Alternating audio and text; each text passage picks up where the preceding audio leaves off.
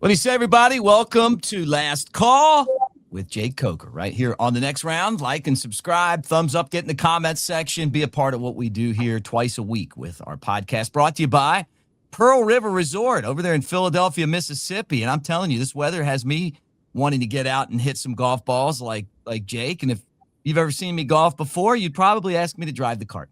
Anyway, Dancing Rabbit has two amazing golf courses.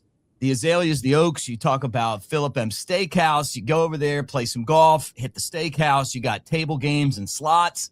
You got the Timeout Sports Lounge, which is a Vegas-style sports book where you can bet just like you're out in Vegas.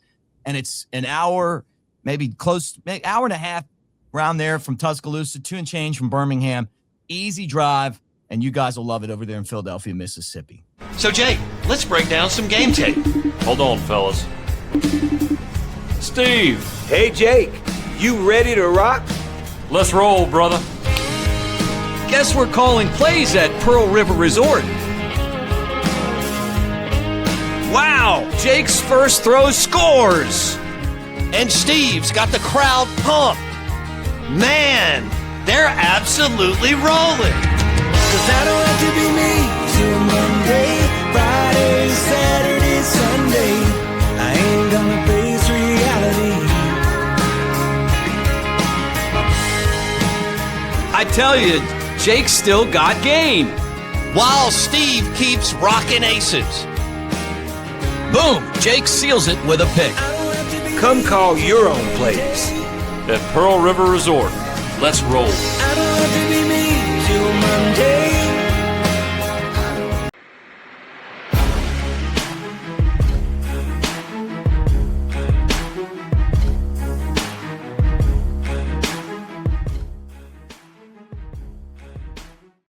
All right, great to have you guys on there. He was the one in the football helmet. I was the other guy in the open there. We love having you, though, here on The Next Round. And, again, brought to you by Pearl River. Good to see you today, Jake. You before the show started, you're like, hey, have you seen the revenues thing? I've been on this looking at the athletic department budget kick here because I'll be honest with you, because I'm very concerned at the lack of NIL spending that Alabama is throwing out there when you start to compare them to the teams that are the teams to beat right now. Texas, Ohio State, Texas Tech, Texas A&M, LSU. It's going to be hard to beat those teams when you're kind of in a whole nother tier of spending. And I say that knowing that we generate a ton of money.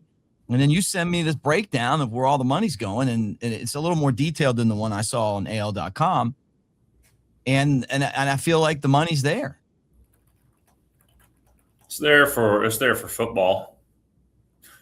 I mean, look, the revenue sharing model is $20.5 million, and they've got to figure out how to share that revenue with. And I don't know if that's the cap. I think that's just a cap. Some schools are obviously not going to be able to do this, but Alabama's going to have $20.5 million to play with, and they've got to figure out.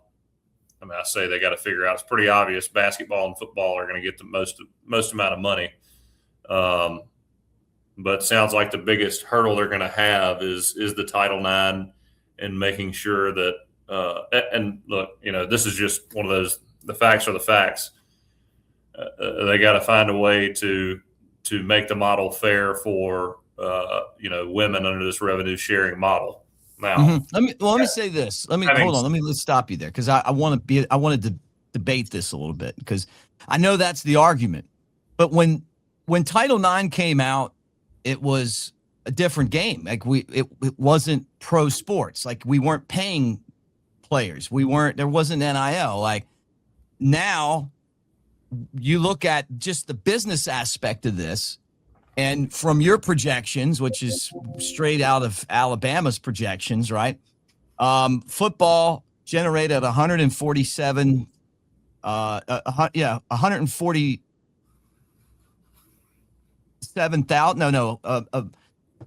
1 million. No, $1 billion. What is it? Would it be $1 billion? How much are you money? Doing this on purpose? No. I'm trying to find. I can't find your email, so I'm just trying to think off the top of my head. So what are they bringing in? Total operating revenue is $147 million. Okay, $147 million. All right. And then when okay, here it is. 82 million for total operating expenses, right? So they profited 64 million. So Yep. then okay, so here it is. You've got the money's coming from ticket sales, 42 million of that, contributions, 53 million of that, media rights, 28 million of that, postseason generated 13 million of that. Now, I look at this list and I'm like, all right, contributions, that may be where you find the way to push money out of the athletic department in the NIL so that you have more money to build your roster around, right? Head coach cost about 11 million, assistant coaches cost over 14 million, support staff 7 million. I mean, facilities 7.5 million, game expenses 7.5, a little bit over that, recruiting over 4 million. Then you got basketball. They brought in 24. They spent 15, and then they're at 9.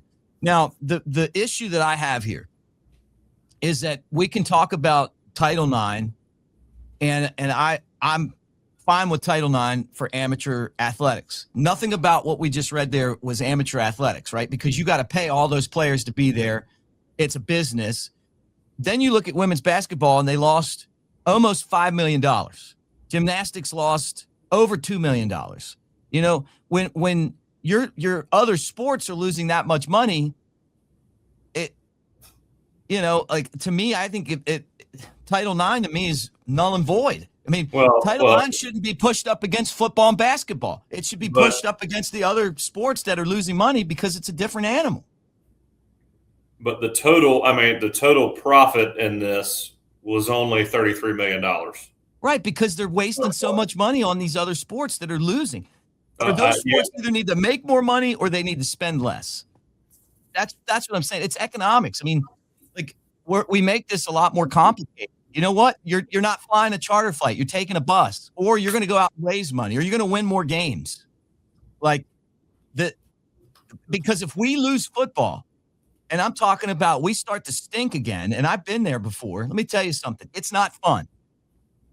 And we're starting to – a lot of people feel like we're trending in that direction, and I don't put it on Kalen DeBoer. I put this on the fact that in the business that we're in right now, to have the team that it's going to take to win consistently, you got to spend more money. You can't just expect all these guys to take a pay cut because they're wearing an Alabama jersey. That's my point. Well, the thing here, too, is that, fans in Alabama, they're coming to football games and basketball games. More so football games, obviously. And, and look, I love the guys running Yay, Alabama. I love the guys I know all these guys. But what makes it tough is when you're there supporting your team, paying higher ticket prices, doing all those things, you're not winning, and then you're asking for, $20, $50, $100 donations for everybody. It's like, man, we're taking the time, sacrificing, doing a lot to make it to these games on Saturday. And, you've got $33 million in surplus. A lot of these other schools are losing money. Mm-hmm. And it's like, how are you going to justify not putting that towards Alabama when all these fans are putting their money towards football? Sorry, when you're not allocating it towards football, when, again, these fans are making the sacrifice just by going to these games and supporting their team, paying high prices. Right, paying high prices, supporting the team. I'm not saying I want to get rid of all these sports. What I'm saying is that these sports need to be financially responsible. And if women's basketball generates, $760,000, they don't need to be spending $5.5 million. They need to be spending they need to be right where their money is. Maybe a little bit, a little bit of an overage. You're not like, well, you know what? We did 760. We spent, $1.5 million, but they don't even care. Like that's no business in this world would run like this. Nobody. Well, also if you look at, I'm looking through this article and I'm taking that as, I'm taking this as ultimate truth. I would think this reporting is accurate in order to be run, but You look at almost $54 million in revenue for the Alabama football program is through contributions already.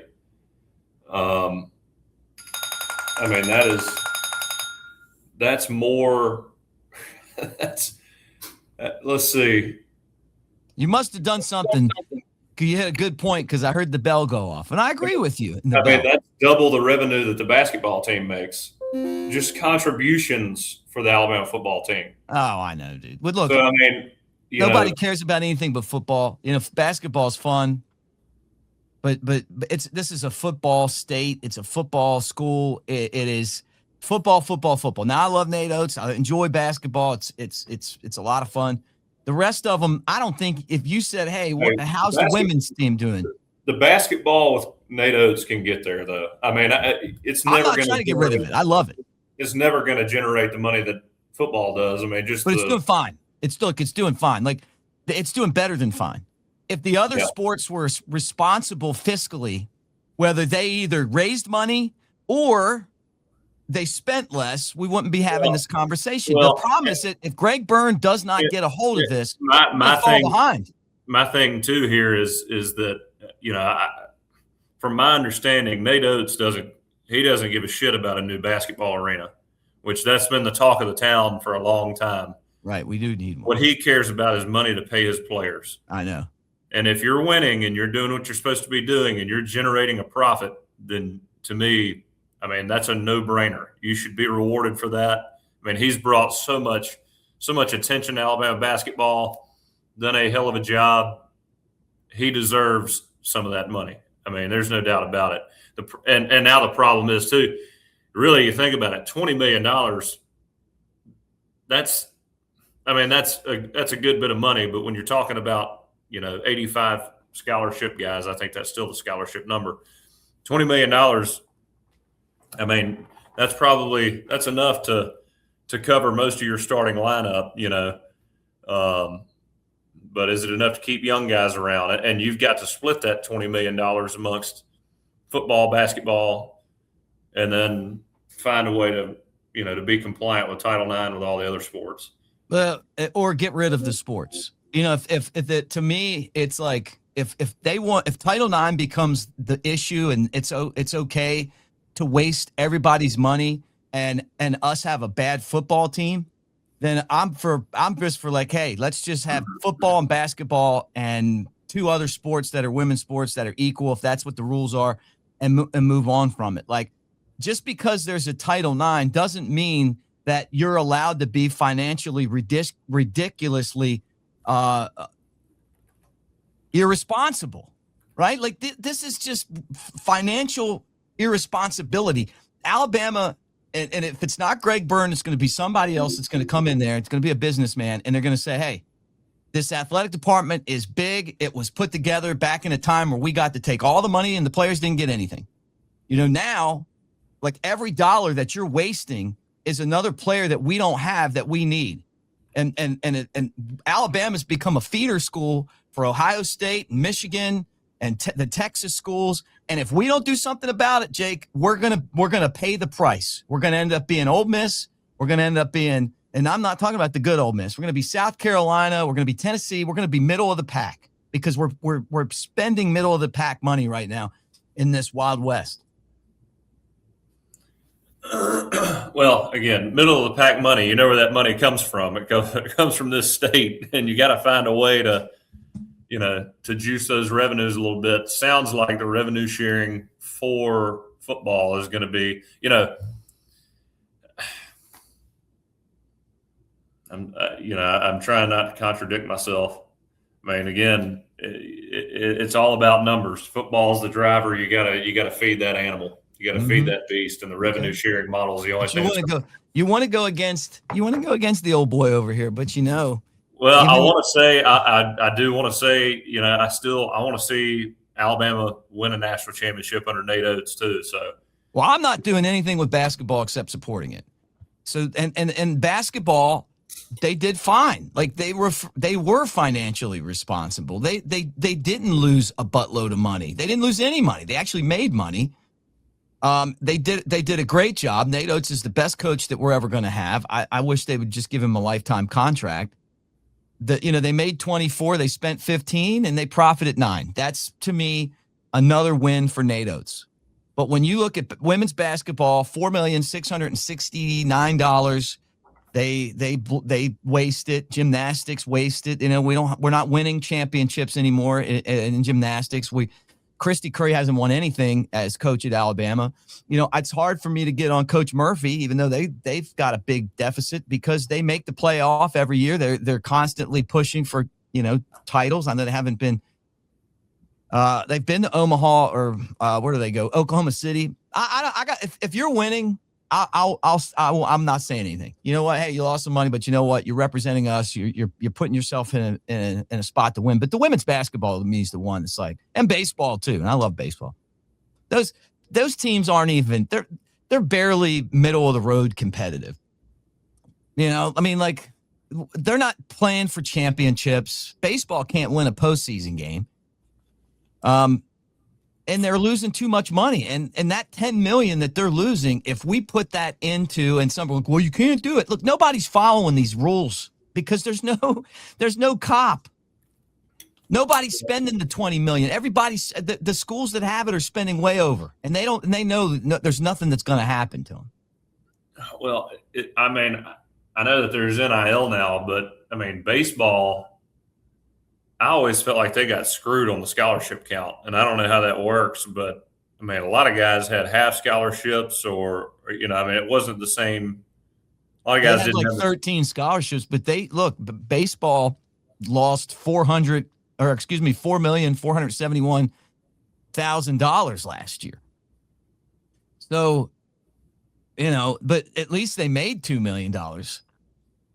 Women's rowing. How about this one? This is a good one. Women's rowing, $287,000 they brought in, and they spent $3,579,000. Like, what are we doing? Women's track and field, $300,000, and they spent $3 million. Like, it's just egregious, man. Like, this business.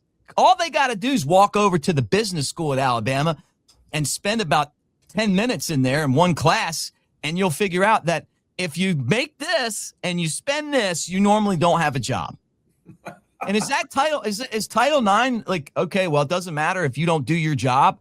Your job is not only to win, but also to make money. Yeah, well, when you sit on a cash cow forever and you don't expect things to change, you see it kind of everywhere. Well, it affects all of us, man. If we start losing in football, it's the entire state economy is going. And I'd probably mute myself because I'm pretty fired up about this. But I feel like we're just begging everybody to spend money on this thing. We paid way too much money in tickets. We barely have good games for the ticket money that you spend. Plus, you got to pay a tax on top of that. And then, you see this, and it's like, they're just throwing your money down a rabbit hole that no one cares about. It's like, well, it's, this or that. They ought to sue for Title IX because it's not the same thing anymore.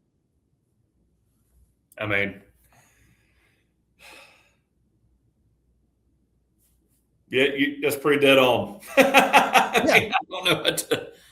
I think everybody's been saying this for years, Yeah, but it didn't matter as much. And I kind of feel like with I think we're fortunate to have, and some of you guys are going to disagree with me. We're fortunate to have Kalen DeBoer. We really are. And I feel like in his defense, we have to give him more resources. Nick Saban had an army of great players. You can't do that anymore if you don't have money. And we do have money. We're just putting it in the wrong places. So you got to go through that athletic department. Well, no, you got to totally change the way that you think about all of this stuff because it is not the same. You don't need 18 athletic directors anymore and all these different departments. You don't need the sports need to be somewhere fiscally responsible. You can't let them just spend, and then have no repercussions and hide behind Title IX. Title IX is just like, hey, you got to have a certain amount of scholarships for somebody. It's the equal amount of scholarships. Well, now that the revenues are out there, there's tough decisions that need to be made. And if Greg Byrne and other athletic departments don't do it, somebody else is going to come in and do it, because you look at what LSU's spending, they're finding a way to get the money. Yeah. Ole Miss is outspending us. I mean, come on, man. Ole Miss. Yeah, but schools could, again, this is pretty brand new. I mean, it's not like, the school is throwing away money when they had the opportunity to pay guys. I mean, now I guess they could have said, hey, these contributions go to, I don't think they could even fund the collectives. So, I mean, this is somewhat new. It's not like they're, Well, who's going to do anything about it? I mean, you know what I'm saying? The only thing that the NCAA has done in the last 2 years is, and the SEC as part of that, is made a big deal about Charles Bediako playing basketball. Everybody else that goes through these gets to play. They get extra years. Nobody cares. Like, hey, we got Ole Miss stealing players right off of the Clemson roster. Nothing's going to happen to them. We're supposed to spend $20 million. Teams don't give a shit. They're going to go right by that. I was talking to Chris Lowe about that on one of my other shows. No, there's no rules except if you're Charles Bediako. Then you can't play. That's the only thing they've done. I mean, look, in terms of what the NCAA does, that is a total shit show. That's well documented and proven, and we've talked about that plenty of times.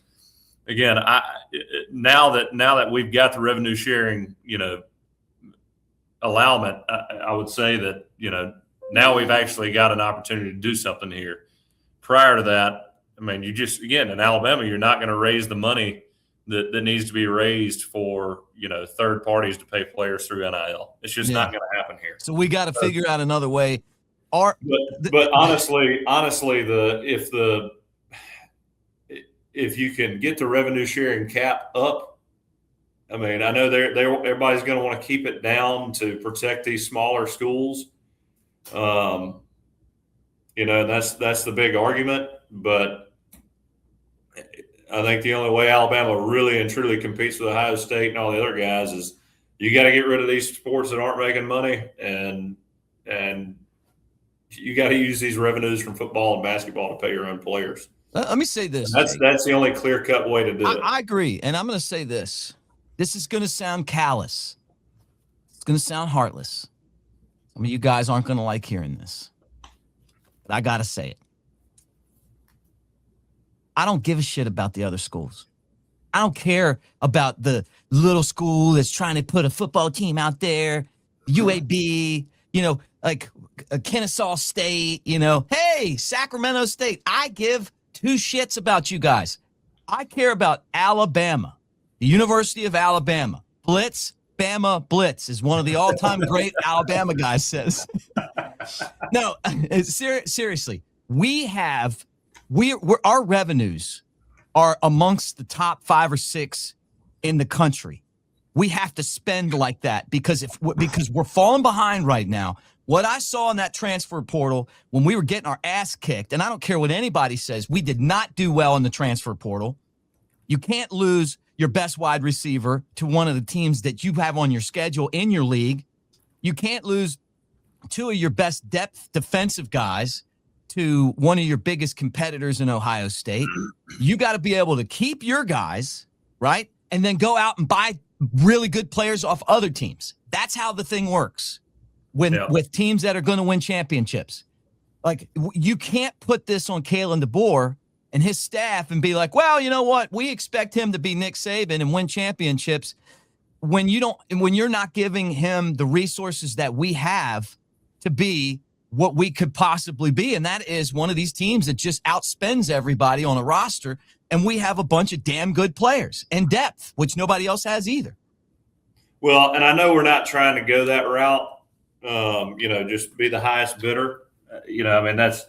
They've said that, and I think they say that to protect themselves from speaking negatively of that's all bullshit. They would do it if they could, But when you're getting guys, and look, I hope what's his name? Is it Tyler Henderson? from Gulf Coast, Mississippi Gulf Coast. Yeah.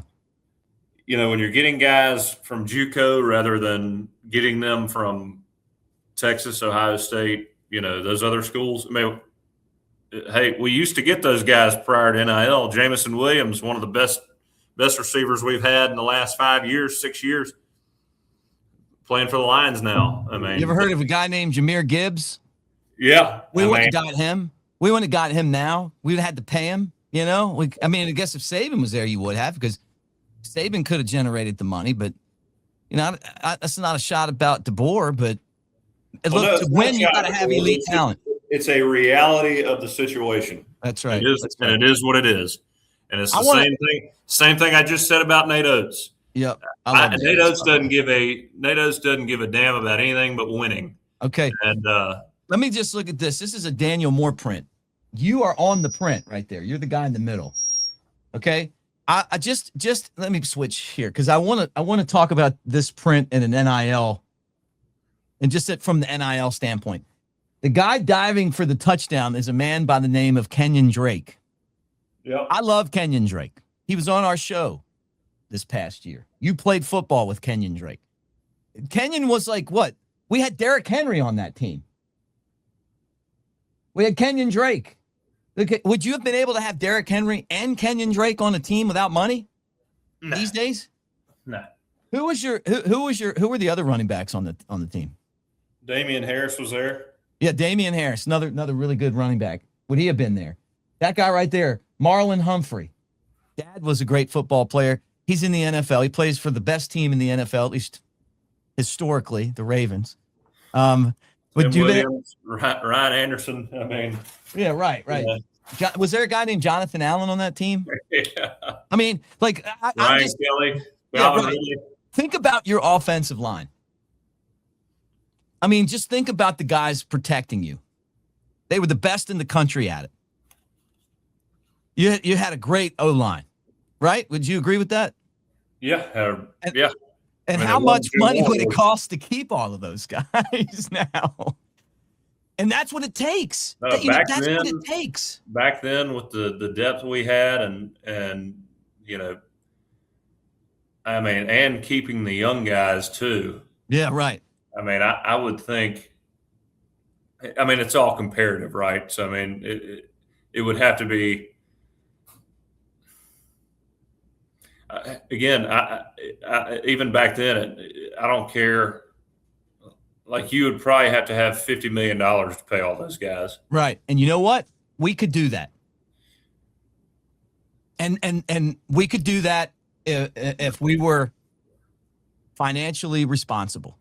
Because when you're making as much money as we're making, the model of, hey, we're going to go and take from you and not pay you for your service is over. Yeah. So I'm looking at this. Looks like we are the fifth highest grossing revenue school in America. That's right. Who do you think the top four are? I mean, I already know Texas is one of them. Texas A&M is one of them. I think some of them have LSU ahead of us. Nope, not Texas A&M. Okay, Ohio State's second. Third. Texas, Ohio State, Michigan. Yep. And then one more. The fourth will kind of surprise you. Maybe. Miami? Maybe. Nah, not Miami. I don't know who. Georgia. Oh, yeah. Well, they made $2 more million than us last year. Yeah, because they got Kirby. Yeah. Well, they're riding high right now. I'm sure that wasn't I wonder if I can find out.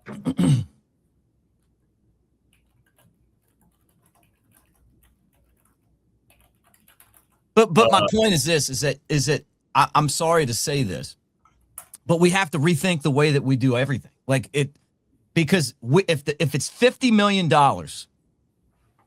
if it's $50 million that it takes to have a roster that you played under that won a national championship, then that's where we need to be.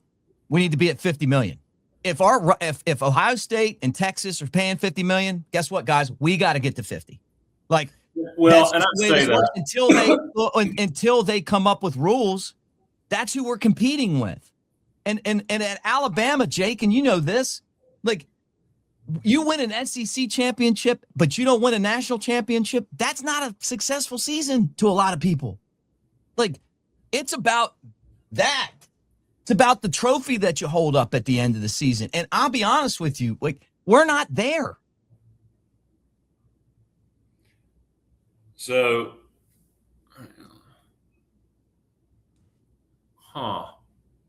says for year 2006, Mike Shula's last season, the year before Coach Saban arrived.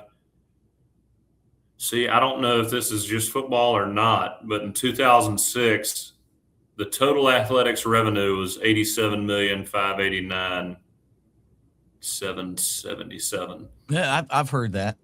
Which I don't know if that's, again, I don't know if that's the total football revenue or total athletics revenue in general. Well, Man, look, if that's true, it's tripled. Yeah, it has tripled, but you got to remember this. I mean, it's Do you think women's basketball was making any money back then? Was baseball making any money? You think men's basketball even back then was doing anything? We're in the heyday of those sports, so of men's basketball. So I would tend to think that that's it, because we'll show up and watch football even when we aren't that good. But if we don't figure this out, if we don't get more money and build a roster that is equivalent to what it's going to take to win a championship, or we get somebody like Curt Cignetti, who is a master of scouting. I don't want to get there yet. I want to support Kalen DeBoer first. So the way to support him is to give him the resources that it's going to take to have depth on the roster. Look, man, I'm still look, the running the ball issue is what everybody's got a problem with. And I think if no adjustments are made at the end of the year, we're kind of doing the same old thing next year, then I can see where that push could be made. I mean, those rushing statistics you can't make an excuse for that. No, that can't happen. I'm not saying I want Curt Cignetti to replace him right now. That's not what I meant. I just said that Curt Cignetti is excellent at evaluating talent, right? Like he can watch film. He watched film on all the guys that they got, and he figured out who he fit his system, and he did a great job. I don't know if Alabama is able to do that. So, I hope so. Yeah. But I'm telling you right now, if you watch that transfer portal and you go back and you look at what we got and what we lost, not real confident. When you're getting a guy, you lose your best wide receiver to Texas A&M, and then you're stealing a guy from Kennesaw State. I mean, come on, man. Well, I mean, again, it's a point we've hit over and over. That's the Achilles heel is the money. That's it. I've been saying it since NIL was a thing. I knew we were in trouble. Yeah. I just knew it was coming. And having said that, Alabama, the staff, the facilities, best in college football. I mean, yeah, you can say, oh well, Oregon may have more lights. Whatever. I mean, but I don't know how you do any better than that. I don't know how you could be supported any more than you could be supported than what Alabama provided. So I mean, it's not like I'm saying, we didn't even have the money to take care of the players at Alabama when I was there. That's not what I'm saying. I'm talking about outside money, basically donations to pay players that may be here for a year. I mean, there's just, again, we don't have the guys in Alabama with FU money like up in Ohio and other places. It just is what it is.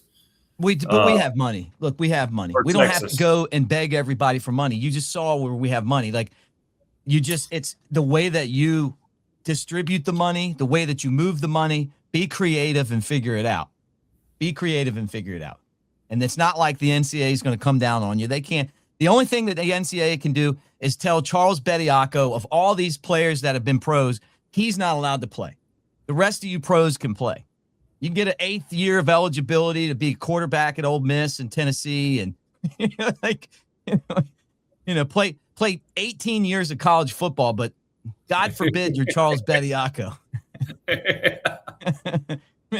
This subject puts me in a bad mood. I look at it and I'm like, you're gonna run around and beg everybody for money when you got all the money's right there. You just got to be the tough guy to go in and say, hey, you guys made 760. You spent $4.5 million. You need to $2 million. That's all you're getting. You know what? You're gonna bus everywhere. You know, like you're not flying a charter flight. You're gonna stay at the Microtel instead of staying at the Marriott, the Super Marriott Hotel until you start to bring. You got to bring this side up. Well, you think Tennessee made money when what's his name was there? Pat Summitt was there. Well, I know they had to have made money. I don't think they did, but I think it was pretty close because I was listening to a Tennessee podcast on this the other day, and I think it was pretty close. No, actually, it was actually Clay Travis on the next round that was talking about this. But I would look if you're winning championships, Jake. I'm not saying a word to you. It's just like, but we're paying for losers. Like, bring me a title. You know, get to the championship game, compete at the highest level, and it's all of a sudden you're like, hey man, that's the price of competing. We're spending money and we're not even close. Well, you brought the flamethrower this morning. I know. Look, I'm going to say this. I'm waiting on you to start ripping those Daniel Moores off the wall. Look, I'm going to check it. Alabama women's basketball is ranked 25th. They played number 3 South Carolina at home. So I haven't seen the score yet, but I'm sure that they probably won. Let me just check the score here. They lost 76-57. They scored 7 points in the fourth quarter and 8 in the first, and South Carolina scored double digits in each quarter. So they're 6 and 7 in the conference. Like, sorry. Like, I mean, you know. Can you imagine, though? This is the last thing. I don't want to talk about this anymore because I've talked about it on all my shows lately. Can you imagine, though, if Double Down Media. What did Big Mike say? You got to actually watch it today because on my channel it's coming out at noon. You guys are so uncomfortable talking about it, even though off the air everybody's like, "Thanks, Mick." Mick, thanks for saying that. I didn't want to shit on women's basketball, but I didn't want to talk about the Olympic sports. But if we don't put some money in this, we're not going to win anymore. So no more off the record conversations with Mick. I mean, seriously. I'm joking. You didn't say that.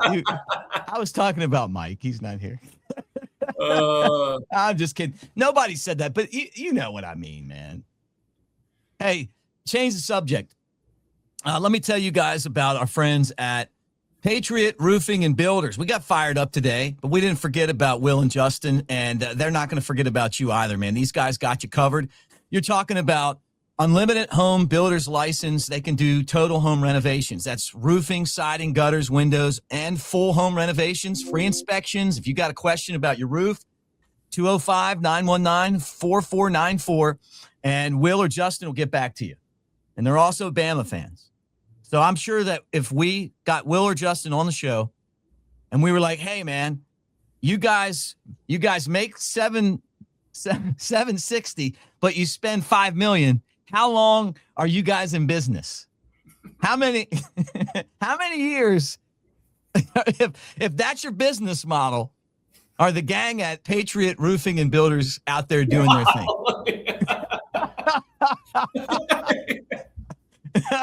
Right?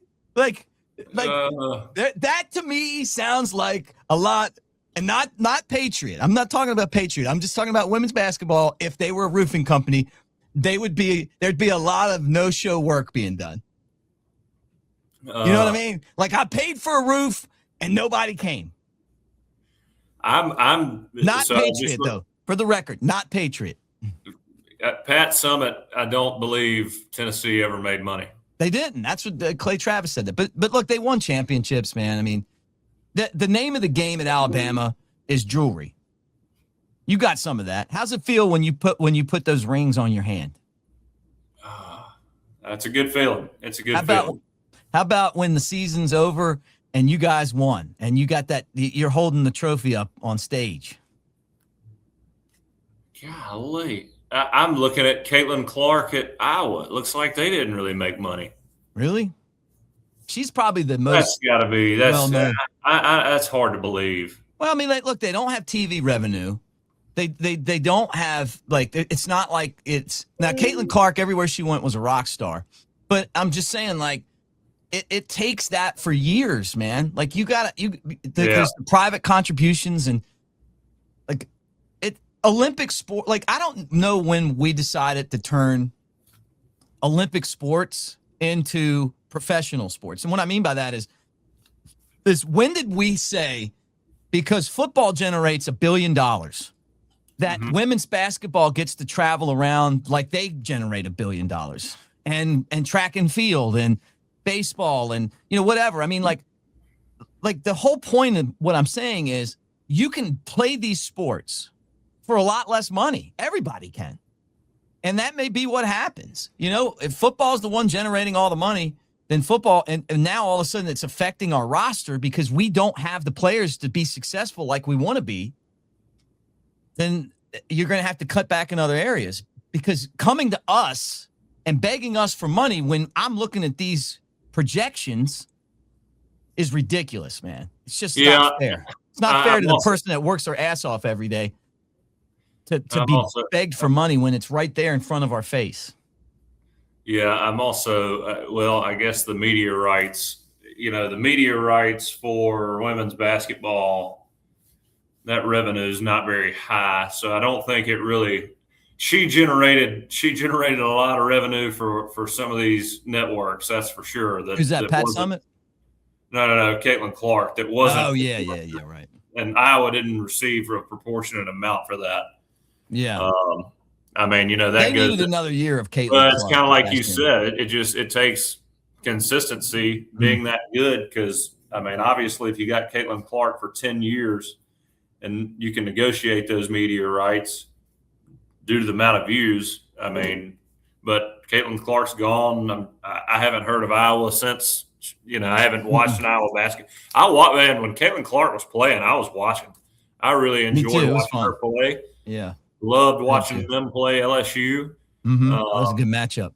I mean, that was great TV. I mean, if I watched, when Jay Barker's daughter was playing in Alabama, I'd watch her play. She was great. I enjoyed watching that team. But again, it's just you only get a few. I feel like there's only a few times where you got a real storyline to watch. I'm not taking a shot at the athletes, man. I mean, like Jay's daughter or any of the players. I appreciate how good they are and the effort that they put into it. And I'm not saying that they're not trying, but I'm just saying it's a math thing. It's a math thing, man. And the bottom line is that if you hear what I'm saying right now, buddy, you need to be really worried, because if football falls back into the Shula days, you all are going to get fired, and it could take years to dig back out of that again. And there's no Nick Saban to come save the day. Like, the saving the day is paying the right players to come and being able to retain the roster that you're building and you're training. And the only way we're going to do that is by having resources. And I think Greg's a great athletic director. He's just going to have to make a lot of tough decisions. I mean, and instead of being everybody's friend, he's going to have to come in and be like, look, you guys made $760. You can spend $2 million or less, but you're not spending over that. Oh, sorry. Well, we want to ride a charter flight and we want to go play in Puerto Rico and we want to do that. No, you're going down to Orange Beach. You're going to play South Alabama and Florida State and Kennesaw State down in South. It's a cheap trip. You guys are staying at the Phoenix 10 right there next to the Floor Bama. Have fun. You know what I mean? Like, come on. No, I got you. What if we just said this? All right, guys, this is another great idea. Your parents, if you want to play on the Bama basketball team, your parents have to contribute $10,000 per player. Because nobody else cares about it. So somebody's got. Jay wouldn't like that, I'm sure, but his daughter's in the WNBA now, or somewhere else. All right, let me say this to you guys. Residence Inn by Marriott Ocean City. What a great hotel. Maybe we have a women's basketball tournament out there. I'll tell you what, though, the next round did their show from there, and it's awesome spot. I remember Jim Dunaway talking about how fantastic that hotel is, and it's right there on the water in Ocean City, near the boardwalk, near Secrets. What a fantastic view, great seafood. Our buddy Keith's there. He's got you covered. And I know that if anyone agrees with what I'm saying today, it's Keith.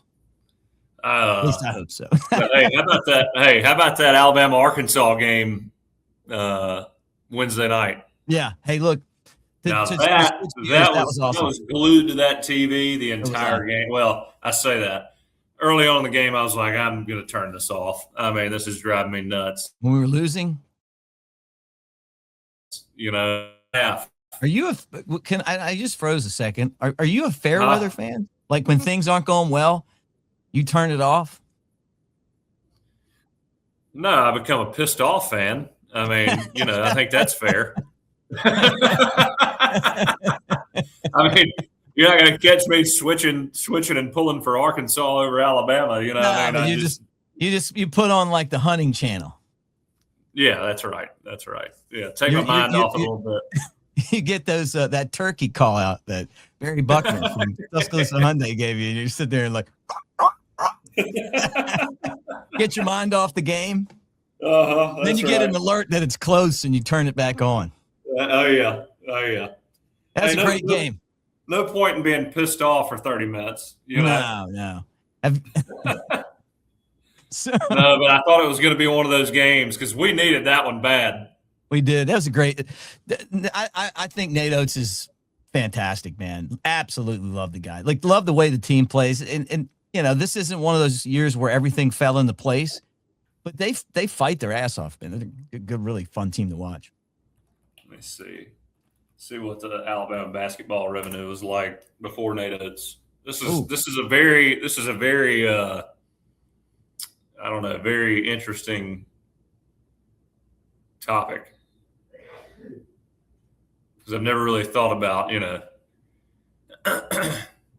funny thing is I used to get pissed off at Jeff Springer because he wouldn't give me an extra workout shirt. And now don't get me wrong, I knew we were generating some revenue. I was like, I mean, seriously. And then the skull guy comes in and gets a whole uniform. Yeah. I can't get one of these shitty, mesh shirts y'all are handing out. Every polo that they make. Yeah, I mean, I was like, this thing. Hey, oh man. Okay, what's the we're running long here today. That's so funny. You start my weekend off with right in a spot. It's something that I remember you'd ask for one of those shirts. I specifically remember Ryan Anderson almost snatching Jeff Springer across that damn equipment room counter because he wouldn't give an extra shirt. Yeah. I'm not asking. I didn't take it that far. I didn't take it that far, but Ryan was pointing and cussing and this close. I thought he was going to reach that big paw across and snatch Jeff Springer. Can you imagine him though being like when he realizes the guy realizes he's not asking for a shirt. Go get it. Hey Jeff, he's gonna be back there in a minute if you don't hurry up. Yeah.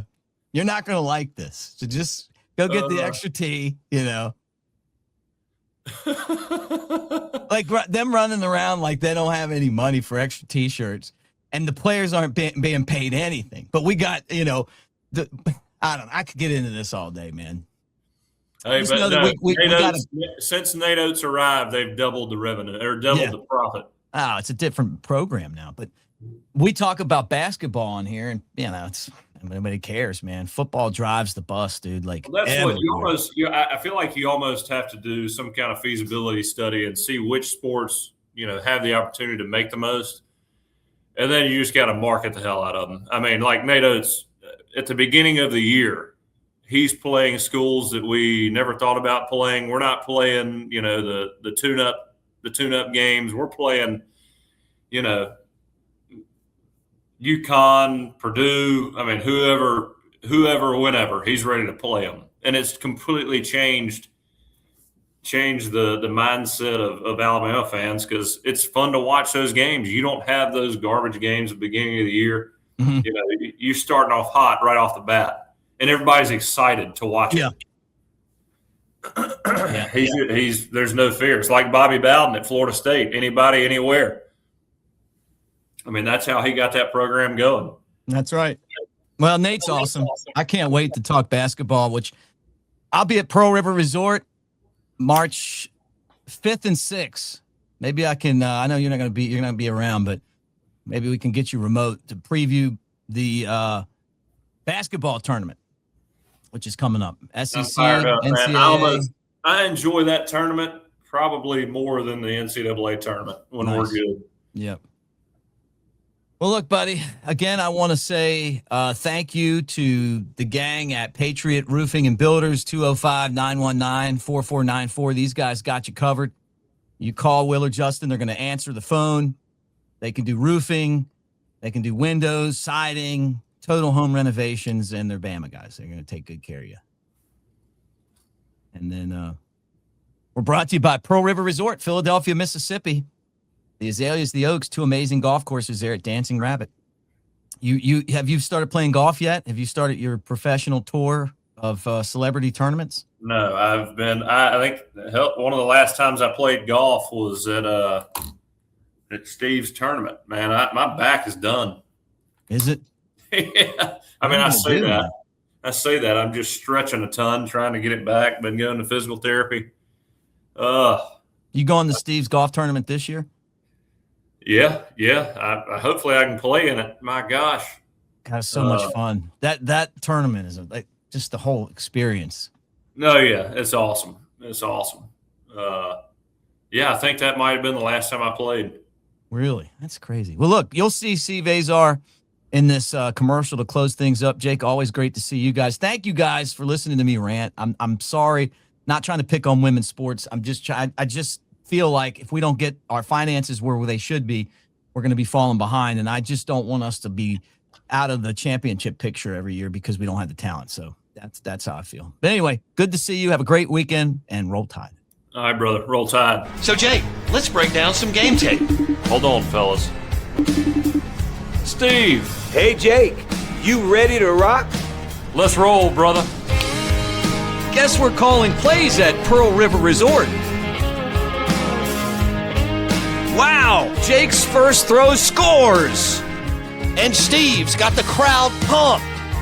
Man, they're absolutely rolling. 'Cause I don't have to be me till Monday, Friday, Saturday, Sunday. I ain't gonna face reality. I tell you, Jake's still got game. While Steve keeps rocking aces. Boom, Jake seals it with a pick. Come call your own plays. At Pearl River Resort. Let's roll. I don't have to be me till Monday,